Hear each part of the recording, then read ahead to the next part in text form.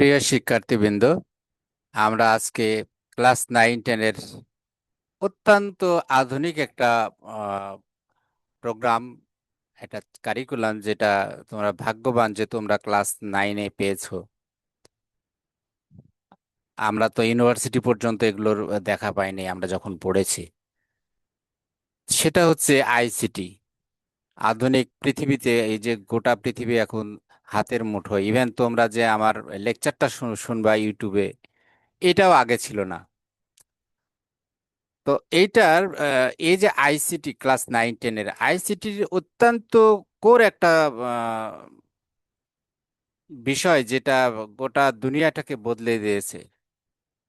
Programming. Programming ষষ্ঠ chapter, যেটা তোমাদের প্রোগ্রামিং এর মাধ্যমে সমস্যার সমাধান। আজকে আমি এই চ্যাপ্টারটার শুরু করছি। এটা একটা সিরিজ চ্যাপ্টার হবে, প্রায় 14-15টা হয়তো লেকচার হবে। আশা করি তোমরা আমার চ্যানেলটা সাবস্ক্রাইব করে রাখবা, যাতে করে তোমরা এটা শুনতে পাও। প্রথম হচ্ছে যে যে তোমাদেরকে আগে ডিটারমাইন্ড হতে হবে যে এটা জাস্ট পরীক্ষা হিসাবে শুধু মনে করলে হবে না, যে আমি একটা নতুন টেকনিক, আমি একটা কিছু শিখবো। আমি জানি এটা শিখে তুমি যে অনেক কিছু হয়ে যাবে ক্লাস 9-10-এ, তা কিন্তু না। কিন্তু তোমার ভিতরে একটা আগ্রহ সৃষ্টি হবে, এবং এটাতে এর পরে তোমরা যে ইন্টারমিডিয়েট পড়বা, বা অনেকে ইন্টারমিডিয়েট না পড়েও তুমি হলো কম্পিউটার প্রোগ্রামিং এর বিভিন্ন প্রোগ্রাম কোর্স আছে, সেটাতেও চলে যে অল্প বয়সে অনেক টাকা ইনকাম করার সুযোগ আছে। তো আশা করি তোমরা আমার এই লেকচারটা পুরোপুরি শুনবা A to Z। তাহলে এই কম্পিউটার প্রোগ্রামিং এর, বিশেষ করে পাইথন, আমি আজকে পাইথন নিয়ে এই চ্যাপ্টারটাতে আলোচনা করা আছে পুরোটাই। আমি পাইথনটার বেসিক জিনিসটা আমি তোমাদেরকে শিখিয়ে দিব। তো এইখানে আমাদের তো কাজে, যদি তোমরা আমার চ্যানেলটা সাবস্ক্রাইব করে না থাকো, অবশ্যই আমার চ্যানেলটা সাবস্ক্রাইব করবা, যাতে করে পুরো সিরিজ ভিডিওটা তোমরা একের পর এক দেখতে পাও, এবং তোমার বন্ধু বান্ধবের মধ্যেও শেয়ার করবা। আশা করি আমার এই আলোচনা তোমাদের অবশ্যই কাজে আসবে। এবং এই আলোচনার শেষে একটা কুইজ, প্রত্যেকটা পর্বের সাথে কুইজ থাকবে। যেমন এইটার শেষে যায় তোমাদের কমেন্ট সেকশন বা ডেসক্রিপশনের মধ্যে এই 41 নাম্বার এই লিংকের মধ্যে ক্লিক করলে তোমরা একটা কুইজ পাওয়া। সেখানে অংশগ্রহণ করলে তোমরা কতটুকু শিখলা, তোমাদের জানা বোঝার পড়াটা ক্লিয়ার হবে। তা আমরা আলোচনায় যাই যে আসলে প্রোগ্রামিং এর মাধ্যমে সমস্যার সমাধান। তো কম্পিউটার আসলে কিছুই না। কম্পিউটারে আমরা অবাক হয়ে যাই, একটা কথা বললে কম্পিউটারকে যোগ করতে বললে যোগ করছে, গুণ করতে বললে গুণ করছে। আমরা যা বলছি কম্পিউটার তাই করছে। সে কিভাবে করছে? কম্পিউটারের কি মাথা আছে? নাই। কিন্তু কি আছে, কম্পিউটারের মধ্যে মানুষ যেভাবে ব্রেন যেভাবে চিন্তা করে, সেইভাবে লজিক গুলো সেট করা আছে। তো কম্পিউটার প্রোগ্রামিং হচ্ছে কম্পিউটারের ভাষা। আমরা যেমন গরু বা একটা প্রাণী, তারা তারা সংকেত, তারা তাদের আহ, ভাষা তারা বুঝে, একে অপরের পাখি, তারা তাদেরকে সিগন্যাল দেয়, একজন আরেকজন বুঝতে পারে। কিন্তু আমরা তো পাখির কথা বুঝতে পারছি না। তো কারণ কি? কারণ তার ভাষা আলাদা, আমাদের মানুষের ভাষা আলাদা। ইভেন মানুষের মধ্যেও দেখবা যে আমাদের ভাষা, বাংলা ভাষা বা ইংরেজি আমরা যতটুকু বুঝতেছি, অন্য ভাষা, চীনের মান্দারিন ভাষা বা এরকম, আমরা যদি এগুলো শুনি না, এগুলো যদি আমাদের সামনে বলা হয়, পুরোটাই আমাদের কাছে নতুন লাগবে। বা যে বাংলা জানে না, তার কাছে যদি আমরা বাংলা যখন বলি, সে কিছুই হয়তো বোঝে না। কিন্তু ঠিক একইভাবে যে কম্পিউটারেরও একটা ভাষা আছে, প্রোগ্রামিংটা হচ্ছে সেই ভাষা। যে ভাষায় কোনো সংকেত দিলে কম্পিউটার বুঝতে পারে তাকে কি করতে বলা হচ্ছে, সে সেই মোতাবেক কাজগুলো করে। তাহলে আমরা শিখবো সেই ভাষাটা, যেটার মাধ্যমে আমরা কম্পিউটারকে দিয়ে কাজ করিয়ে নেব। পাইথন, এটা বেসিক্যালি এটা হচ্ছে ডাটাবেস প্রোগ্রামিং, অর্থাৎ যেখানে অনেক প্রকার তথ্য লাগে, সেই তথ্যগুলো কুইক প্রসেস করে একটা ডিসিশন নিতে হয়। তখন এই প্রোগ্রামটা খুব ইফেক্টিভ। কোটি কোটি তথ্য সে একসাথে রেকর্ড, সে একসাথে সে প্রসেস করতে পারে, করে সে একটা সিদ্ধান্ত দিয়ে দিতে পারে মুহূর্তের মধ্যে। তাহলে আমাদের এই সিরিজের পার্ট 1-এ আমরা আজকে বেসিক জিনিসটা আলোচনা করব, অ্যাকচুয়ালি প্রোগ্রামিং এর। তাহলে প্রোগ্রামিং ভাষা, তাহলে প্রোগ্রামিং ভাষা, তাহলে মেশিন কিন্তু আমাদের মতো কথা বাংলা বুঝে না, ইংরেজিও বুঝে না। মেশিন কি বুঝে? আসলে মেশিন বুঝে 0 আর 1। দুইটা ডিজিট, অর্থাৎ আমরা যে কথাই তাকে বলি, যখন এ বলতেছি বা বি বলতেছি, সে আমি যখন এই মাউসে বা কিবোর্ডের সাহায্যে আমি যখন এ প্রেস করতেছি, সে এ লেখছে, কিন্তু আসলে সে কিন্তু এ বুঝতেছে না। ওই এ বাটনের সাথে একটা একটা বাইনারি ডিজিট করা আছে। হয়তো এ মানে 0 আর 1 দিয়ে তৈরি, হয়তো এরকম 0 1 1 0 এই টাইপের, এইরকম ভাবে যাবে, হয়তো 0 1 0 0 0 0, হয়তো 1 0, এইভাবে কথার কথা এটা যা সে এ বুঝলো। আবার ছোট হাতের যখন বুঝবে কথার কথা, সে ছোট হাতের সময় হয়তো বা সে এই সব ঠিক থাকবে, এটা এটা বুঝবে, তখন সে বুঝবে যে এটা। অর্থাৎ এই 0 আর 1 দিয়ে পুরা কম্পিউটারের ভাষাটাকে তৈরি করা হয়েছে, প্রোগ্রামের ভাষা। কম্পিউটারের একমাত্র ভাষা সে 0 বুঝে আর 1 বুঝে। এটাকে বাইনারি কোড বলা হবে বা মেশিন কোড বা মেশিনের ভাষা বলা হয়। আচ্ছা, তাহলে তোমরা এখন বলতে পারো যে তাহলে আমরা পাইথন শিখবো, সেটা আবার কি ভাষা? পাইথন হচ্ছে যে আমরা যে কমান্ডই দিই সেগুলো কিন্তু আবার কম্পিউটার এই 0 1-এ কনভার্ট করে সে তার মতো করে সে বুঝে আমাকে সিদ্ধান্ত দিবে। এটা ভিতরের মেশিনের কাজ। কিন্তু আমি আর আমার মধ্যে আর মেশিনের মধ্যে যে কথা হবে, 0 আর 1 দিয়ে আমাদের পক্ষে লেখা সম্ভব না। তাহলে আমরা কি লিখবো? আমরা লিখবো কিছু স্ট্যান্ডার্ড কিছু ল্যাঙ্গুয়েজ আছে, এই ইংরেজি লেখার মতোই। আমরা সেই ছোট্ট ছোট্ট কথা সেগুলো লিখলে পারাই কম্পিউটার বুঝে যাবে যে তাকে কি করতে বলা হয়েছে। অর্থাৎ এই পাইথনের মধ্যে মাধ্যমে আমরা সেই ইনস্ট্রাকশন কোডগুলো দেব। তাহলে প্রথম কথা হলো যে প্রোগ্রামিং এর ভাষা, ভাষাটা তাহলে আমাদের মেশিন ভাষা, মেশিনের ভাষা বা মেশিন কোড বা বাইনারি কোড বলতে আমরা 0 1 কে বুঝি। তো এখন কম্পিউটারের এই যে ইনস্ট্রাকশন গুলো যায়, আমরা কিবোর্ড বা মাউসের মাধ্যমে যে ইনস্ট্রাকশন ইনপুট গুলো দিই, এটাকে বলে ইনপুট। কম্পিউটারকে কোনো কিছু তথ্য দেওয়া, তারপরে সে প্রসেস করে করে আমাকে রেজাল্ট দেয়। তা আমি যখন তাকে কোনো কিছু করতে বলি মাউস বা ইয়ের মাধ্যমে, হাতের মাধ্যমে টাচ স্ক্রিন হলে, অথবা আমি কিবোর্ডের মাধ্যমে, তাকে আমি ইনস্ট্রাকশন দিলে সে সেটা প্রসেস করে। তো এই কাজটা করতে ওই কম্পিউটারের ইন্টারপ্রেটার ব্যবহার করে। একটাকে বলে কম্পাইলার, একটাকে বলে ইন্টারপ্রেটার।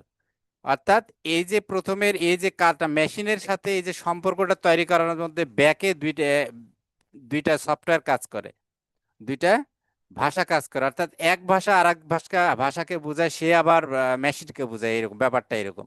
তো কম্পাইলার আর ইন্টারপ্রেটার দুইটাই হচ্ছে কি করে, ইনস্ট্রাকশন গুলো প্রসেস করে। তো কম্পাইলারের কাজ কি? কম্পাইলারের কাজ হলো সে প্রসেস করে, ইনস্ট্রাকশন যখন দেয় সে সব ইনস্ট্রাকশন একসাথে প্রসেস করে পুরোটা। যদি ওর মধ্যে কোনো ভুল থাকে, সে আর আর রান হবে না। আর ইন্টারপ্রেটারটা হলো একটা করে সে মেসেজ দিবে। আমি যদি তাকে বলে আমি ভাত খাই, তাহলে সে আমি আগে করবে, তারপরে ভাত করবে, তারপরে খাই করবে।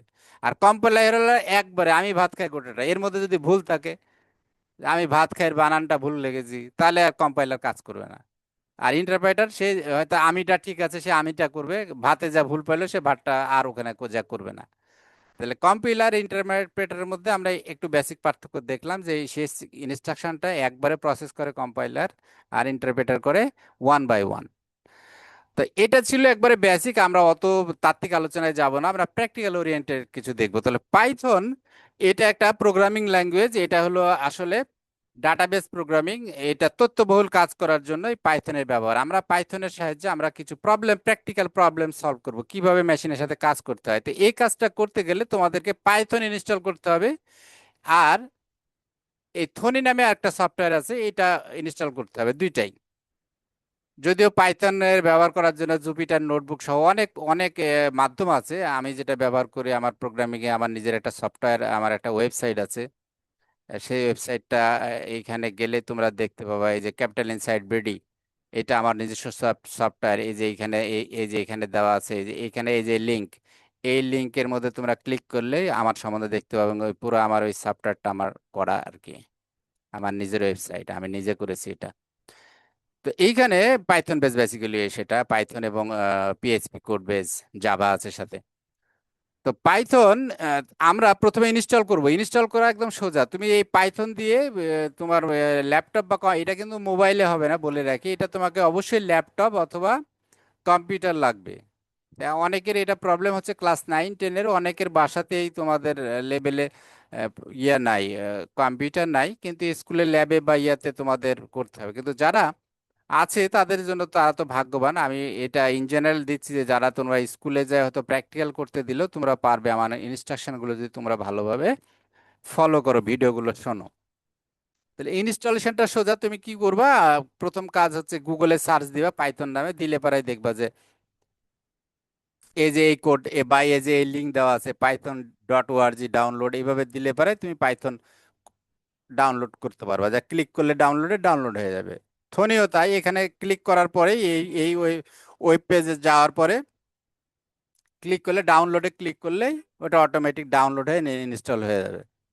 তা আমি ধরে নিচ্ছি তোমাদের এই পাইথন এবং থন ইনস্টল ইনস্টল করা আছে তোমাদের কম্পিউটারে, আমি এটা ধরে নিচ্ছি। আর যদি তারপরে তোমাদের কারো ইনস্টলেশনে প্রবলেম থাকে আমাকে একটু কমেন্ট সেকশনে জানালে আমি তোমাদেরকে ওভার ফোন আমি হেল্প করব। কমেন্ট সেকশন বা যদি তুমি হোয়াটসঅ্যাপে আমার মেসেজ দাও, আমি হেল্প করব তোমাদেরকে, অসুবিধা নেই।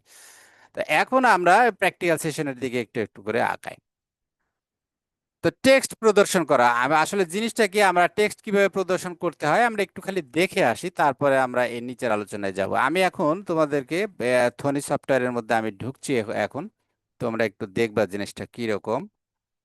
আমরা পাইথন কিন্তু আমরা দেখতে পাবো না, কারণ পাইথন ব্যাকে কাজ করবে, পাইথন আমরা সামনে না। পাইথন সে ব্যাকে, থনির ব্যাকে সে কাজ করবে, থনিটা আমরা সামনে দেখতে পাবো। তাহলে আমি এখন থনিতে ঢুকি। আচ্ছা, এখন আমি তোমাদেরকে থনিটা দেখাচ্ছি। এক সেকেন্ড, এক সেকেন্ড, আমাদের প্রথমে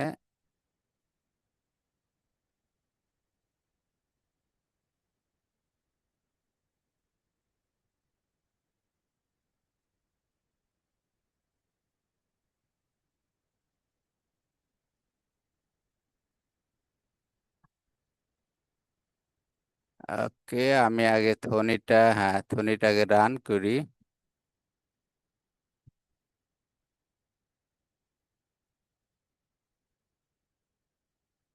হ্যাঁ, এবার আমি থনিটা রান করেছি, এবার আমার পক্ষে সম্ভব।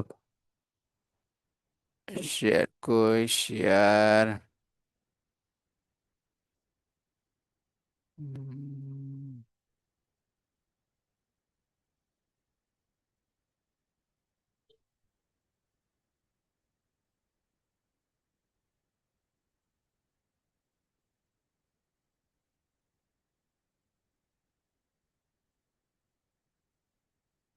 আচ্ছা,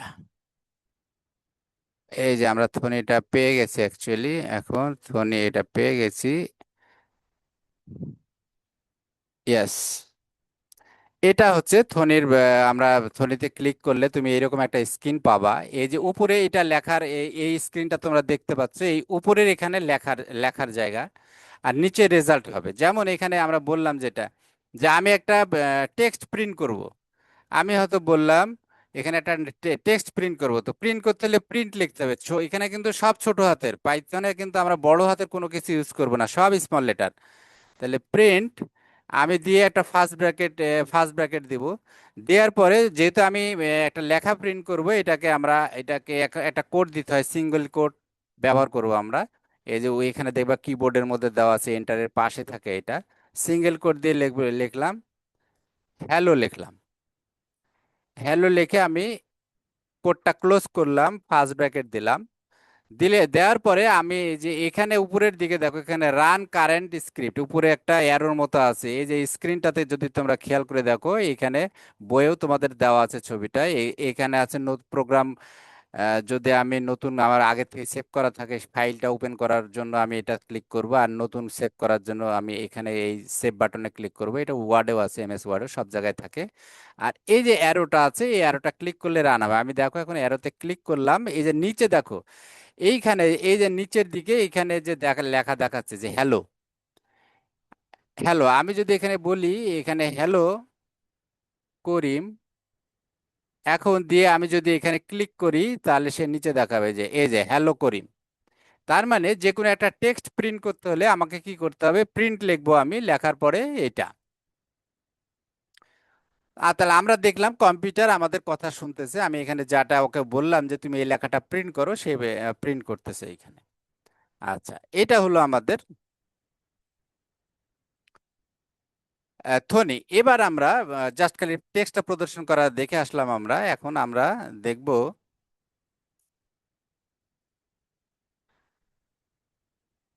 অন্য কিছু। আমরা যখন বেসিক্যালি প্রবলেমগুলো সলভ করব ডিটেলস, তখন আমরা থনি ব্যবহার করে কিভাবে, ওইটা কিন্তু ফ্রন্ট পেজটা থনি, ব্যাকে আছে পাইথন। ওটা পাইথন আমরা দেখতে পাবো না, কিন্তু ভিতরে সে থনি পাইথনটাকে ইউজ করে আমাদেরকে সে প্রবলেম সলভ করে দিবে। তো এইখানে এখন আমরা এই কিছু জিনিস আগাই। একটা হচ্ছে প্রোগ্রামে চলক বা ভেরিয়েবলের ব্যবহার। তোমরা দেখবা যে আমরা চলকের ব্যবহার করি যে কোনো অঙ্ক, ম্যাথের মধ্যে ইকুয়েশন গুলো যখন সলভ করি, তখন আমরা এই যে বলি এরকম লিখি, এক্স সমান বললাম ওয়াই প্লাস এ বি, কথার কথা। তো এক্স এক্স ওয়াই এগুলোকে আমরা বলি চলক। কারণ কি ভেরিয়েবল চলক, কারণ কি এক্স আর ওয়াই এর বিভিন্ন মান হতে পারে। আমরা দেখি এক এক জায়গায় এক্স এর মান 10 হয়, আবার এক জায়গায় যা দেখা হলো 15 হলো। অর্থাৎ ভেরিয়েবল হচ্ছে ওই পরিবস্থিত পরিপ্রেক্ষিতে সে হলো একটা মান, নিজের মতো করে একটা মান সে স্টোর করে, জমা করে। তাহলে ভেরিয়েবলটা কি, চলক বা ভেরিয়েবল, এটা আসলে একটা কি বলবো আমরা, এটা একটা পাত্রের মতো। পাত্রের মতো সে একটা কিছু সংরক্ষণ করবে আমার জন্য, আমি পরবর্তীতে কাজে লাগার জন্য। যেমন আমি যদি বলি যে এক্স সমান 7, ওয়াই সমান 5, আর আমি জেড বললাম জেড সমান এক্স প্লাস ওয়াই, তাহলে কত হবে? জেড এর মান হবে এখানে 7 + 5 সমান সমান জেড এর মান হবে 12। তো এই যে এক্স এক্স এক্স সমান যে বললাম 7, এই এক্সটা হলো চলক। সে কি করলে এই 7-এর মানটা সে ওটার মধ্যে রাখলো। ওয়াই হলো একটা চলক, ওর মধ্যে 5-এর মানটা থাকলো। জেড হলো একটা চলক, জেড এর মধ্যে আবার কি থাকলো? এক্স আর ওয়াই এর যোগফল। অর্থাৎ এক্স এর মান চেঞ্জ হলে এখানে এই মানটা চেঞ্জ হয়ে যাবে, ওয়াই এর মান চেঞ্জ হলে এই মানটা চেঞ্জ হয়ে যাবে, জেড এরও মান চেঞ্জ হয়ে যাবে। কম্পিউটারের মধ্যে এইভাবে কাজগুলো করা হয়। আর তাহলে চলকগুলো কি, চলক হচ্ছে কিছু ডাটা রাখার জন্য এক একটা কন্টেনার, ছোট ছোট ওই পাত্র বলতে পারো তুমি। ওর মধ্যে আমি ডাটাটা রেখে ওটার সাথে পরে আমি যদি 10 জন ছাত্রের মার্কস গড় করতে চাই, যে 10 জন ছাত্র গণিতে কত এভারেজে কত পাইছে গড়, তাহলে 10 জন ছাত্রের মান আমাকে প্রথমে জমা করতে হবে, তারপরে যোগ করতে হবে। তো কম্পিউটার কোথায় জমা করবে? কম্পিউটার এই ভেরিয়েবলের মধ্যে জমা করবে। এই এই পাইথনের মধ্যে আমরা এই ভেরিয়েবলগুলো এই কাজে ব্যবহার করি। আমরা ডিটেল যখন প্রোগ্রাম করব, তখন আমরা এটা নিয়ে প্র্যাকটিক্যাল আলোচনা করব। এখন আপাতত আমরা বুঝলাম যে ভেরিয়েবল বা চলক হলো প্রোগ্রামের এটা একটা কন্টেইনার, এটার মধ্যে কি করা হয়? তথ্য রাখা হয় প্রসেস করার জন্য পরবর্তীতে। আচ্ছা, এখন এই ভেরিয়েবলগুলো একটা শব্দ হয়, সব সময় এগুলো একটা শব্দ হয়। অ্যাকচুয়ালি আমি যে এক্স বললাম এটা কিন্তু একটা শব্দ। তখন যেমন আই, নিজে আই মানে আমি, আই কিন্তু নিজে একটা শব্দ। তো এক্স যদি আমি লিখি, এই এক্সও কিন্তু একটা ভেরিয়েবল। ভেরিয়েবল নর্মালি আমাদের মিনিং মিনিং হিসেবে করা হয়। কেমন? আমি যদি ধরো যে ভেরিয়েবল রাখলাম, 10 জন ছাত্রের আমি মার্কস এর হিসাব করব, যে কে তাদের মধ্যে রেজাল্ট, একটা ক্লাসের আমি যদি একটা টেস্ট নেই, 30 জন ছাত্র, ধরো কে কত পাইলো বা আমি কে কোন গ্রেডের, সবার মার্কস গুলো প্রসেস করি, তাহলে কি করতে হবে? আমাকে সবার নেমগুলো নিতে হবে, সবার নেমগুলো আমাকে এক জায়গায় রাখতে হবে। তার নেমের বিপরীতে আবার কি হলো? মার্কস গুলো রাখতে হবে একটা, সবার মার্কস গুলো রাখতে হবে। তাহলে আমার নেমের একটা চলক লাগতেছে, মার্কসের একটা চলক লাগতেছে, এই ভেরিয়েবল, এই দুইটা ভেরিয়েবল লাগবে আমার। এই নেমগুলো, সব নেমগুলো একটার মধ্যে রাখবো। নামগুলো রহিম, করিম, মাসুম, করিম, এবং 30 জনের নামই আমি নেমের মধ্যে রাখবো। মার্কস 30 জনারই ওই নামের সিরিয়াল অনুযায়ী তাদের মার্কস গুলো রাখবো। তাহলে এগুলো হচ্ছে ভেরিয়েবল। তাহলে ভেরিয়েবলের যখন আমি নামকরণ করি, তখন কিন্তু একটু মিনিং ভাবে রাখতে হয়। তো নাম অনেক সময় দেখবা যে আমাদের ফার্স্ট নেম লাস্ট নেম থাকে। তাহলে আমি কিভাবে নেমটা লিখবো? তখন ফার্স্ট নেম লাস্ট নেমও আমি এইভাবে করতে পারি, এইভাবে ফার্স্ট নেম লাস্ট নেম, এইভাবে ফার্স্ট নেম। তো মনে রাখবা যে Python case sensitive. Case sensitive মানে অর্থাৎ ছোট আর বড় দুইটা দুই জিনিস। আমি যদি লিখি মার্কস, MARKS, আর লিখলাম MARKS, সব ছোট হাতের, তাহলে দুইটা দুইটা এটা সে আলাদা জিনিস বুঝবে, এটাকে আলাদা জিনিস বুঝবে। এই জন্য আমাদের আননেসেসারি বড় হাত আমরা যখন প্রোগ্রাম করি তখন আর এই ইয়াতে পাইথনে আমরা কোন ক্যাপিটাল লেটার ব্যবহার করব না, পরিষ্কার কথা। ক্যাপিটাল লেটার ব্যবহার করলে আমার আননেসেসারি শিফটে চাপ দিতে হয় বা ক্যাপসে ইয়া করতে হয়। আমার অতিরিক্ত এ লিখতে গেলে, বড় হাতের এ লিখতে গেলে আমাকে শিফট ধরে এ লিখতে হবে, তা দুইটা কিতে আমাকে প্রেস করতে হচ্ছে, টাইম নষ্ট আমার দরকার নাই, আমি শুধু সব ছোট হাতের লিখবো, পরিষ্কার কথা। পাইথন কোড লিখবো মানে সব ছোট হাতের, আমি কোনো বড় হাতের এখানে ব্যবহার করব না। তাহলে ভেরিয়েবলের নেমকরণের সময় তাহলে আমরা কি করব, কিছু জিনিস আমাদেরকে খেয়াল রাখতে হবে। সেই জিনিসগুলো কি, যে প্রথম ভেরিয়েবলের যেটা লিখবো আমি, প্রথম অক্ষর কোনো সময় আমার কোনো ডিজিট দেওয়া যাবে না, সংখ্যা 0 থেকে 9 এগুলো চলবে না। আমি যদি নেম লিখি, যে একটা ভেরিয়েবল NAME, নেমের আগে আমি এরকম যদি বলি 1 নাম্বার নেম, আচ্ছা আমরা তো এখানে বাংলা চলবে না, আমাদেরকে ইংরেজি দিতে হবে, পাইথন তার বাংলা বোঝে না, এখন ইংরেজি। তাহলে নেমের আগে যদি আমি 1 দেই, 1 নেম, 2 নাম্বারে মার্কস এরকম দেই, তাহলে হবে না। কারণ কি, প্রথমে ডিজিট দেওয়া হয়েছে। কিন্তু আমি এই একটা যদি পরে দিই, নেম 1 মার্কস 1, তাহলে হবে। স্টার্টিং এ প্রথম ইয়ে হলো যে কোনো ডিজিট ব্যবহার করা যাবে না, 1 2 0 এগুলো প্লাস মাইনাস তো না, মানে সংখ্যাই ব্যবহার করা যাবে না, 0 থেকে 9 পর্যন্ত। তাহলে ভেরিয়েবল একটা ওয়ার্ড হবে, এটা আমরা শিখলাম 1 নাম্বার। 2 নাম্বারে হচ্ছে 0 থেকে 9 প্রথমে দেওয়া যাবে না, পরে বা মাঝখানে দেওয়া যাবে, পরে বা মাঝখানে দেওয়া যাবে। বললাম যেটা, নেমের পরে 1 দেওয়া যাবে, কিন্তু 1 নেম দেওয়া যাবে না। আচ্ছা, A to Z ছোট হাতের বড় হাতের সবসময় দেওয়া যায়, কোনো অসুবিধা নেই। আবার আন্ডার স্কোর ব্যবহার করা যায়। আন্ডার স্কোর কি, উপরের দিকে কিবোর্ডে দেখবা মাইনাস চিহ্নের নিচে যদি শিফট দিয়ে দাও, তাহলে পরা এমনি মাইনাস, ওটা দিলে পরে মাইনাস, আর শিফট দিয়ে দিলে আন্ডার স্কোর হয়, নিচে থাকে। আন্ডার স্কোর দিয়ে জোড়া দেওয়াটা এটা একটা কনভেনশন আর কি, আমরা পরে যখন দেখবো। তাহলে প্রথম কথা হলো ভেরিয়েবল একটা শব্দ হবে। দ্বিতীয় কথা হলো ভেরিয়েবলের লেখার আগে নিয়ম, এগুলো কিন্তু পরীক্ষায় থাকবে, 0 থেকে 9 এগুলো সংখ্যা ব্যবহার করা যাবে না। আচ্ছা, তৃতীয়টা কি, তৃতীয় রুল হচ্ছে যে ভেরিয়েবলের মধ্যে কোনো স্পেশাল কি যেগুলো আছে সেগুলো ব্যবহার করা যাবে না। স্পেশাল কি যেমন দেখো, @, ডলার চিহ্ন, পার্সেন্টেজ, এই যে এগুলো, এগুলো কিন্তু স্পেশাল মিনিং আছে, এগুলো বুঝলে কম্পিউটার, এই আমরা দেখবো পাইথনের মধ্যে এগুলো এগুলো ব্যবহার হবে, এগুলো স্পেশাল সাইন, এগুলোর ব্যবহার আছে পাইথনে। তাহলে এগুলো শব্দ আমরা ভেরিয়েবলের মধ্যে ব্যবহার করতে পারবো না। প্রথম শিখলাম 0 থেকে 9 প্রথমে লিখতে পারবো না, মাঝেও লিখতে পারবো, শেষেও লিখতে পারবো, প্রথমে না। আর এগুলো কোথাও না, এই স্পেশাল সাইন যেগুলো এই কিবোর্ডের মধ্যে আছে, যে কটা আছে, এই যে প্লাস মাইনাস, @, হ্যাশ, তারপরে হচ্ছে ডলার চিহ্ন, পার্সেন্টেজ, ওই যে এন্ড চিহ্ন, এগুলো সব আমরা ব্যবহার করতে পারবো না ভেরিয়েবলের মধ্যে। আচ্ছা, এরপরে 4 নাম্বার হচ্ছে পাইথন হচ্ছে কেস সেন্সিটিভ, যেটা আগেই বলেছি আমি। যেমন এই যে এখানে লিখেছে দেখো মাই ভেরিয়েবল, এখানে লিখেছে মাই ভেরিয়েবল, আর এখানে ছোট্ট হাতের মাই ভেরিয়েবল লিখলো। তাহলে এই দুইটা কিন্তু পাইথন দুইটাকে এক জিনিস পড়বে না, এটাকে সে আলাদা ভেরিয়েবল মনে করবে, এটাকে আলাদা মনে করবে। তাহলে আমাদের স্ট্যান্ডার্ড হলো আমরা কখনোই এই বড় হাতের এগুলো ব্যবহার করব না, আমরা সবসময় এই ছোট হাতের এই স্টাইল প্রোগ্রামিং এ স্ট্যান্ডার্ড রুল। আচ্ছা, তাহলে এটা আমরা শিখলাম যে কেস সেন্সিটিভ পাইথন, বড় হাতের ছোট হাতের অক্ষর সে দুইটা দুইভাবে বুঝবে। আমরা পাইথনে সবসময় স্মল লেটার ব্যবহার করব।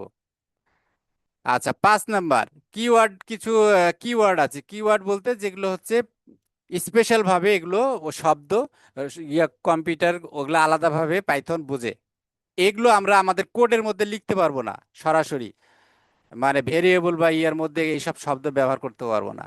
False, true, none, and, as, break, class, continue, if, else, except, while, return, for, global, এগুলো কিন্তু স্পেশাল কিওয়ার্ড, আরো আছে এরকম। তাহলে এইগুলো আমরা কি করব না, এগুলো এই কিওয়ার্ড গুলো আমাদের জানা রাখতে হবে, এগুলো আমরা ভেরিয়েবলে ব্যবহার করব না।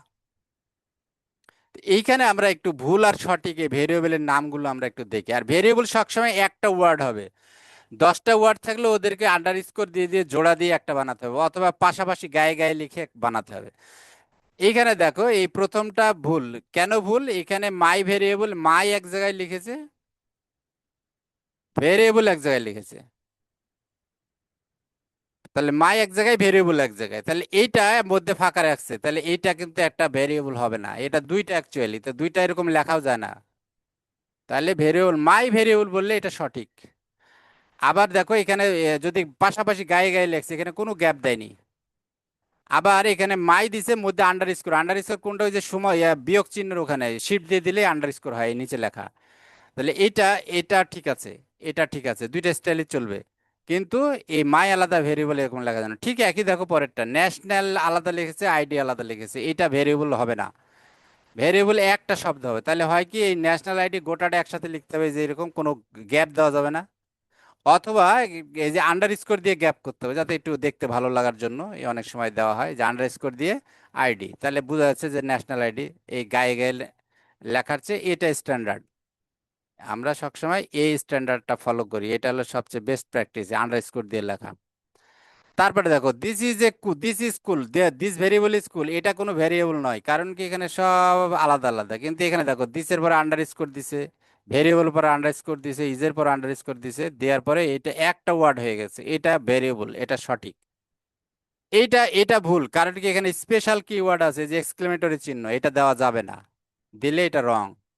তাহলে এইখানে দেখো এক্সক্লেমেটরি বাদ দিয়ে জে এল ওয়াই এন ঠিক আছে, বা J underscore Y N ঠিক আছে। কিন্তু এটা ভুল। এটা ভুল কেন? এখানে এই যে এখানে এক্সক্লেমেটরি চিহ্ন দিয়ে রাখছে এই যে মধ্যে, এগুলো স্পেশাল কোয়ার্ড, কি ওয়ার্ড, এগুলো চলবে না। আচ্ছা পরেরটা ভুল। ভুল কি? 9 ABC দিচ্ছে, তাহলে 9 আগে দিছে, ডিজিট আগে দেওয়া যাবে না, এটা ভুল। কিন্তু ABC 9 এটা ঠিক আছে। আচ্ছা পরেরটা ভেরিয়েবলের আগে দেখো ডলার চিহ্ন দিছে, এটা ভুল। ডলার চিহ্ন দেওয়া যাবে না ভেরিয়েবলের আগে, কিছু না দিলেও হবে। আবার যদি তুমি দিতে চাই আন্ডার স্কোর, এটা দেওয়া যাবে, কিন্তু ডলার চিহ্ন দেওয়া যাবে না। আন্ডার স্কোর কিন্তু আগে পিছে সবখানে দেওয়া যায়। আচ্ছা আবার মাই নেমের আগে যে অ্যাট দি রেট দিছে, এটা দেওয়া যাবে না, অ্যাট দি রেট এটা স্পেশাল কি, এটা আসবে না। তাহলে মাই নেম এভাবে লিখতে হবে। প্রিন্ট, প্রিন্টটা এটা স্পেশাল কিওয়ার্ড, প্রিন্ট দিলে সে প্রিন্ট করে, এবং সেটা ছোট হাতে লিখতে হয়, সব PRINT বানান। বড় হাতের পি দিলে কিন্তু ইয়া বুঝবে না, পাইথন বুঝবে না, ছোট হাতের প্রিন্ট লিখতে হবে। তাহলে এইগুলো হচ্ছে স্পেশাল কিওয়ার্ড, প্রিন্টটা। তাহলে আমরা শিখলাম যে ভেরিয়েবল কি। ভেরিয়েবল হচ্ছে, ভেরিয়েবল বা চলক হচ্ছে, এটা আসলে কন্টেনার যার মধ্যে আমরা তথ্যগুলো রাখবো পরবর্তীতে প্রসেস করার জন্য। তাহলে ভেরিয়েবলের নামকরণ করার সময় কিছু মনে রাখতে হবে। কি করা যাবে না? আগে ডিজিট দেওয়া যাবে না, special character, at the rate, তারপরে এক্সক্লেমেটরি সাইন, ডলার চিহ্ন, হ্যাশ, এগুলো দেওয়া যাবে না। তারপরে কি, গ্যাপ রাখা যাবে না, আন্ডার স্কোর দিয়ে একটা বানাই নিতে হবে অথবা পাশাপাশি লিখে। আর কি, special keyword, if, for, print, এগুলো চলবে না, অ্যান্ড এগুলো আমরা ব্যবহার করতে পারবো না। এগুলো হলো ভেরিয়েবল। এখন ভেরিয়েবলের ডাটা সংরক্ষণ বা অ্যাসাইন করা হয় কিভাবে, এইটুকু জাস্ট আমরা শিখে আজকের এই লেসন আমরা শেষ করব। পরবর্তীতে পার্টে আমরা চলে যাব। তো ভেরিয়েবলে কিভাবে ইয়ে করতে হয়, একটা ভেরিয়েবল যেমন আমি এখানে আমাদের যে থনি প্রোগ্রাম, এটাতে আমি আবার যাচ্ছি, প্র্যাকটিক্যালি দেখাবো আমি কিভাবে ভ্যালুটা অ্যাসাইন করতে হয়। তাহলে আমরা এখন এখানে যাই, আমরা একটু থনিতে যাই। হ্যাঁ ধ্বনিতে যায়। আচ্ছা এইখানে আমি লিখলাম যে নেম একটা ভেরিয়েবল, নেম, নেমের মধ্যে এবার লিখলাম, এটা একটা কোড দিলাম, কারণ কি এটা আমি স্ট্রিং হিসাবে রাখলাম। স্ট্রিং কি, এটা আমরা পরবর্তী ক্লাসে তোমরা বুঝতে পারবে। আমি লিখলাম মাসুম। আচ্ছা এটা হলো একটা ভেরিয়েবল, এই ভেরিয়েবলের মধ্যে কি থাকলো? নেম থাকলো। আমি যদি এখন খালি প্রিন্ট বলি, প্রিন্ট দিয়ে নেম দিলাম, প্রিন্ট দিয়ে নেম দিলাম, দিয়ে আমি যদি এটা এখন রান করি, নিচে দেখো প্রথমেটা প্রিন্টের পরে হ্যালো করিম, এই যে এখানে হ্যালো করিম দেখাচ্ছে, এই যে হ্যালো করিম।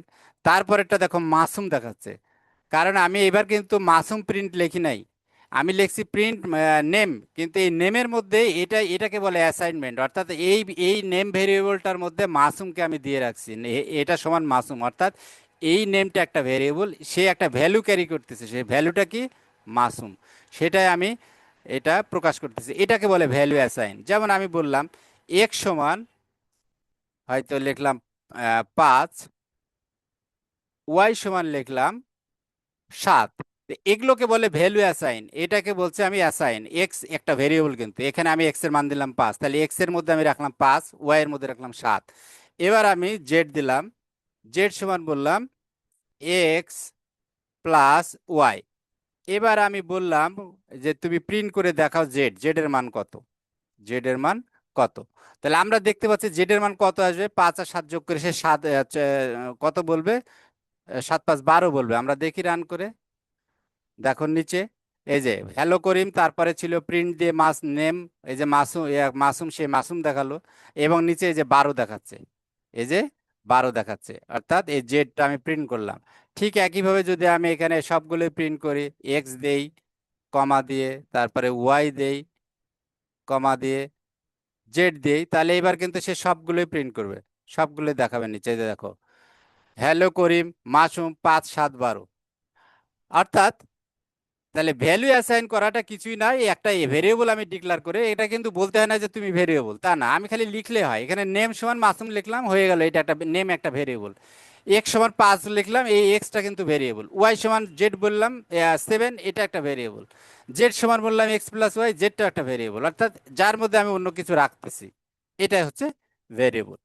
তো আশা করি তোমরা বুঝতে পেরেছো স্টেপ বাই স্টেপ। আমার যদি এই প্রতিটা সিরিজ তোমরা শোনো, আমি ড্যাম শিওর তোমরা এই পাইথনের একটা বেসিক জিনিসটা তোমরা শিখে ফেলবো, আমি তোমাকে 100% নিশ্চয়তা দিতে পারি। কারণ এই বিষয়ে আমি হলো গুগল সার্টিফাইড অ্যানালিস্ট, আমার হচ্ছে আইবিএম সার্টিফাইড পাইথন প্রফেশনালিস্ট, আমি আইবিএম কর্তৃক সার্টিফাইড। তো আমার যদি প্রোফাইলে তোমরা ঢুকো, আমি যে যে পেজের লিংক দেওয়া আছে, আমার বায়ো পেজের লিংক দেওয়া আছে, সেখানে যদি তোমরা ঢুকো আমার ওয়েবসাইটে, ওখানে ডিটেলসটা আমার সম্বন্ধে পাবা, ইভেন গুগলে সার্চ করলেও তুমি পাবা। তো thank you very much for interesting topic, hopefully you will enjoy this session. Actually এই প্রোগ্রামিংটা অত্যন্ত একটা আনন্দের একটা জিনিস। তুমি যদি এটাকে মজা হিসাবে নাও, যে তোমার কথা কম্পিউটার শুনতেছে, তুমি প্রবলেমকে সলভ করতে পারতেছো কম্পিউটারের মাধ্যমে, এটা খুবই মজার একটা ব্যাপার। আমি নিজে প্রোগ্রাম করি, আমি আমার ওয়েবসাইটটা আমি নিজে ডিজাইন করছি, পুরোটা এ টু জেড আমি ডিজাইন করছি। যদিও আমি ইন্টারনেটের হেল্প নিয়েছি, এর হেল্প নিয়েছি, কিন্তু ফাউন্ডেশন বেসিক সব কিছুই আমার করা, আমার ডিজাইন, আমার এভরিথিং। তো ঠিক আছে, thank you very much, hopefully you will stay with me in this session. এই সিরিজে আমরা আশা করি তোমরা অবশ্যই আমার সাথে থাকবে এবং আমার চ্যানেলটা সাবস্ক্রাইব করবে পরবর্তী ভিডিওগুলো পাওয়ার জন্য, এবং তোমাদের শিক্ষাটা অনেক সহজ হবে। তোমরা কম্পিউটার প্রোগ্রামিং, বিশেষ করে পাইথন একটা ফাউন্ডেশন আমি করে দেবো তোমাদের জন্য। Thank you very much. আল্লাহ হাফেজ।